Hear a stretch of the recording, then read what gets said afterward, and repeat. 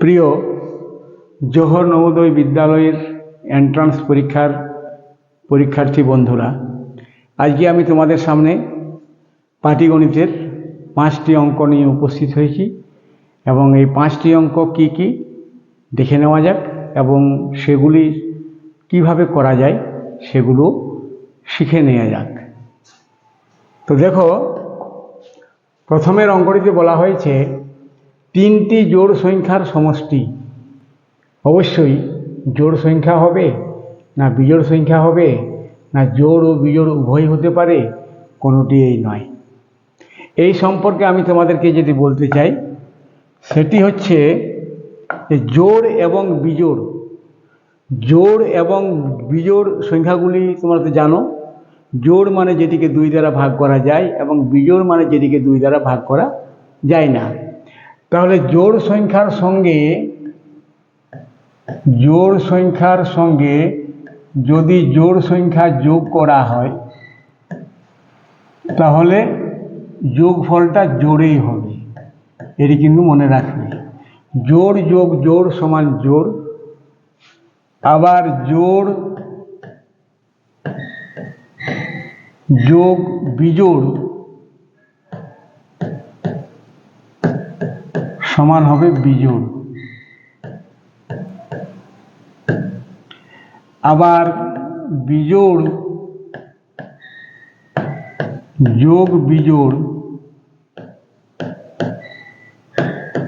সমান হবে জোড়। এটি হচ্ছে মূল সূত্র জোড় বিজোড়ের যোগফল সম্পর্কে।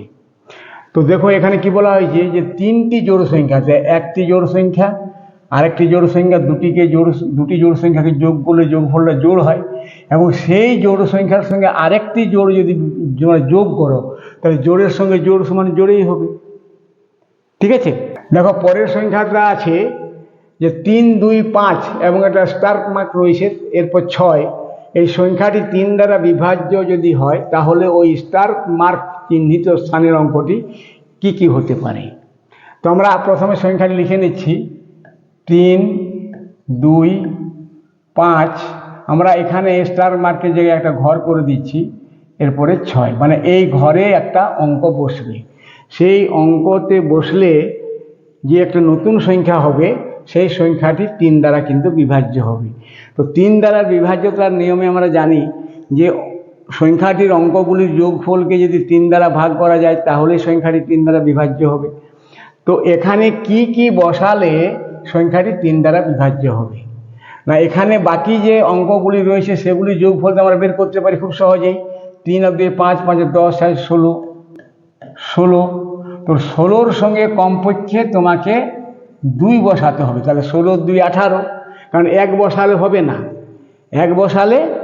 না, কারণ 16-র সঙ্গে 1 যোগ করলে 17 হয়। 17 কিন্তু 3 দ্বারা বিভাজ্য নয়। অতএব যেখানে যেখানে 1 আছে আমরা সেটাকে ক্যান্সেল করে দিলাম, তাহলে এটা তো হবেই না, এটাও হবে না। তাহলে হয় 2 5 8 কিংবা 3 4 5। এখন যদি 4 যোগ করা হয় এখানে, তো 4 যোগ করলে এখানে কত হয়ে যাবে 16 আর 4 20। তাহলে 20-কে তো 3 দ্বারা ভাগ করা যায় না, তাহলে এটিও ক্যান্সেল হয়ে গেল। তাহলে সঠিক উত্তরটি হবে 2 5 8।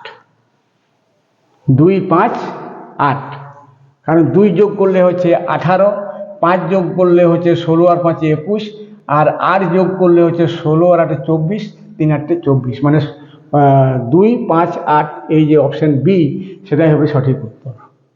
ঠিক আছে, এর পরের প্রশ্ন দেখা যাক। এর পরের প্রশ্নে একটা ছবির অঙ্ক বটে, মান নির্ণয় করতে বলা হয়েছে। অর্থাৎ এই যে একটা আয়তাকার যে ছবি আছে সেই ছবিটির সমান ক ভাগে ভাগ করা হয়েছে, 1 2 3 4 5 6 7 8। তো সমান 8 ভাগ করা হয়েছে। এখন 8 ভাগের মধ্যে রং করা হয়েছে 4 ভাগে। তাহলে প্রথম ছবির 8 ভাগের মধ্যে রং করা হয়েছে 4 ভাগে, আর এখানে যোগ আছে, যুক্ত চিহ্ন আছে, যুক্ত চিহ্ন দিয়ে দাও।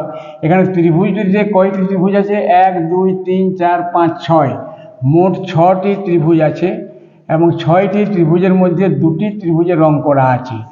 তাহলে রং করা অংশের মান কত হবে না 4-এর 8 যোগ 2-এর 6, এটিকে আমরা যোগ করে দিলাম।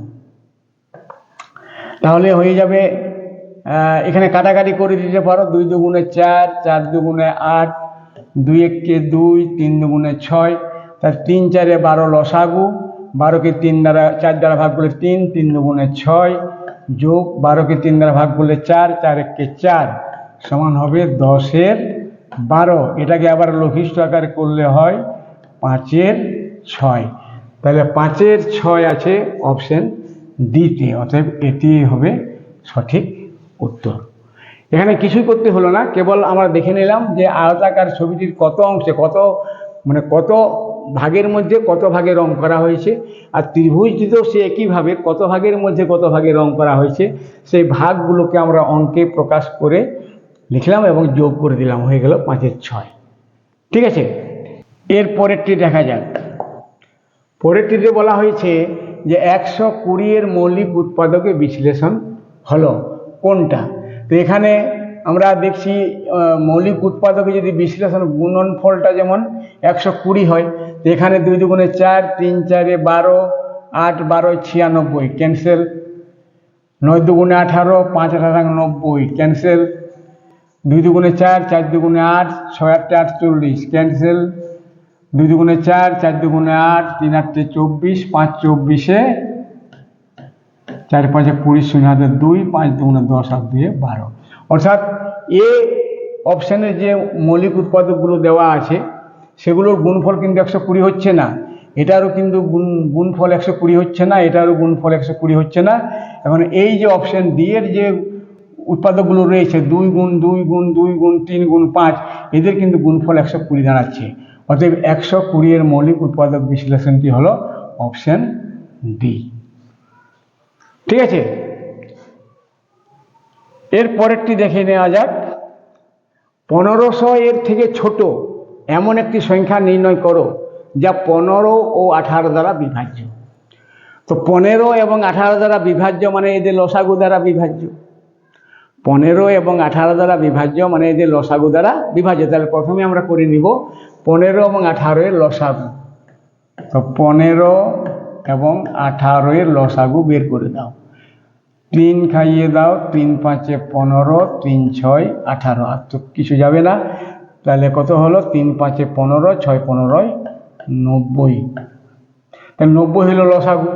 এখন এই 1500-এর থেকে ছোট মানে ছোট কিন্তু কাছাকাছি, মানে 1500-এর থেকে ছোট মানে এমন নয় যে ওই 90 কিংবা 180 এমন না, 1500-এর কাছাকাছি। তাহলে 1500-এর কাছাকাছি পর্যন্ত আমরা যদি সেই 90-এর গুণিতকটি কম সময়ের মধ্যে পৌঁছিতে চাই তাহলে আমরাকে 1500-কে 90 দ্বারা ভাগ করতে হবে। তাহলে 1500-কে আমরা 90 দ্বারা ভাগ করে নেব। তাহলে হয়ে যাবে 1 খাওয়ানো যাবে 90, 0 6 15 হাতে 1। আচ্ছা, হয়ে গেল বিয়োগটা, এবারে নেমে গেল 0 600। তো এখানে খাওয়া যাবে 7 নাম 63, 6 নাম 54, 6 6 0 0, 6 নাম 54, তাহলে হয়ে গেল 60। এখন 1500-কে যখন 90 দ্বারা আমরা ভাগ করলাম তখন দেখতে পাচ্ছি আমরা যে 60 ভাগশেষ থাকছে। তার মানে এটির থেকে যদি আমরা 60 কমিয়ে দিই, মানে যদি বিয়োগ করে কমিয়ে দিই, তাহলে যে সংখ্যাটি পাওয়া যাবে সেটি কিন্তু 90 দ্বারা বিভাজ্য হবে। তো এবং বলা হয়েছে 1500 থেকে ছোট, 1500 থেকে ছোট, তাহলে বিয়োগই করতে হবে। তাহলে 1500 থেকে যদি আমরা ওই 60 বিয়োগ করে দিই তাহলে যে সংখ্যাটি পাবো সেটি হবে 1440, এবং 1440 এই অপশানে রয়েছে। সুতরাং এই অঙ্কটির সঠিক বিকল্পটি হবে এ, 1440। তো এইভাবে আমরা অঙ্কগুলি আজকে করে নিলাম। কেমন লাগলো অবশ্যই কমেন্টে জানাবে। ভালো লেগে থাকলে লাইক শেয়ার করে দিবে। চ্যানেলটি যদি এখনও সাবস্ক্রাইব না করে থাকো তো সাবস্ক্রাইব করে বেল আইকনটি প্রেস করে দিবে। তো দেখা হচ্ছে আগামী ক্লাসে কিছু নতুন অঙ্কের সঙ্গে। ঠিক আছে, তো আজকে এখানে শেষ করছি। ধন্যবাদ।